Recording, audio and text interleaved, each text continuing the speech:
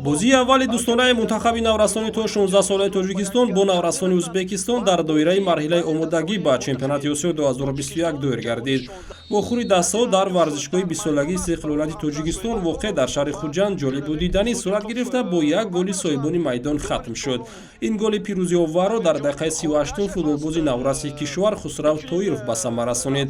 Дар дақиқаҳои охири қисми дуюми бозӣ шогирдони Алдин Турдиев имкониятҳои зиёд барои афзун кардани ҳисобро доштанд, аммо истифодаи ҳолатҳои хуби голзанӣ ба онҳо муяссар нагардид. баргузории бозии дуюми дӯстонаи мунтахабҳои наврасони то 16 солаи Тоҷикистон Ӯзбекистон 24 сентябр дар назар аст. По игре, если вот два разных тайма было, если первый тайм возьмем и второй тайм, ну как бы в первом тайме у нас чуть-чуть ребята неуверенно вышли, как бы первая международная игра, скажем, после пандемии, после карантина всего этого. И как бы получается сейчас у нас новый коллектив создается, новая игра создается. А если второй тайм взять, уже ребята более уверенно начали чувствовать себя. И уже больше имели преимущество, больше уже создали моментов, как бы уже начали активно играть, как бы вперед постоянно двигаться.